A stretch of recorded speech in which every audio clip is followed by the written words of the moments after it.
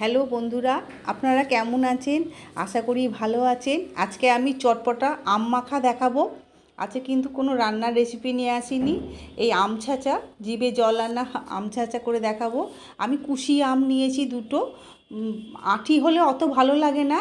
এই যে যখন আম ছোট থাকে, কুশি কুশি হয়, সেই আমের ছাঁচা করলে সবচেয়ে বেশি ভালো লাগে খেতে। আমি দুটো আম কেটে ধুয়ে ছেঁচে নিয়েছি। এদিকে 4টে কাঁচা লঙ্কা, লাল লঙ্কা, একটু সর্ষে, 1 চামচ মতো সর্ষে, একটু লবণ দিয়ে বেটে নিচ্ছি। এখন গ্রীষ্মকাল, বাজারে কাঁচা আম প্রচুর পাওয়া যাচ্ছে। কাঁচা আম মাখা গরমে মুখে স্বাদ ফেরায়। এই লোভনীয় আম মাখা দেখেই সবার খেতে ইচ্ছে করে। আপনাদের দেখে নিশ্চয়ই জিভে জল আসছে। যখন ছোটোবেলায় স্কুলে পড়তাম, তখন এই আম মাখা কত খেয়েছি। ঠেলা গাড়ি করে আসতো, আম মাখা, আম ছাঁচা সব পাওয়া যেত। এবার সর্ষে লঙ্কা বাটার মধ্যে আমি একটু ধনে পাতা দিয়ে দিলাম, তাহলে খেতে আরেকটু বেশি ভালো লাগবে। আর ওই যে আমটা ছেঁচে রেখেছিলাম, সেটাও দিয়ে এবার মেখে নেব। আর এর মধ্যে আমি একটু চিনি দেব। চিনিটা একটু বেশি দিচ্ছি, আপনাদের স্বাদ অনুসারে দেবেন, কারণ আমটা বড্ড টক, তাই আমি চিনির পরিমাণটা একটু বেশি দিলাম।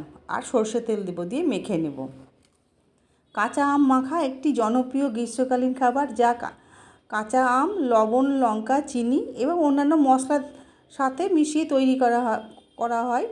এটা আপনারা কাসুন্দি দিয়েও করতে পারেন। আমি সর্ষে লঙ্কা বেটে সাধারণভাবে করলাম।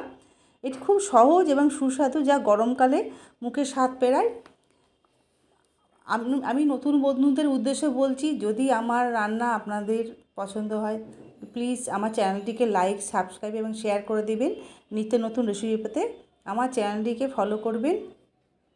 দেখুন, আম মাখা আমার তৈরি হয়ে গেছে। এই আম ছাঁচা গরমকালে দুপুরবেলায় খেতে খুব ভালো লাগে। আপনাদের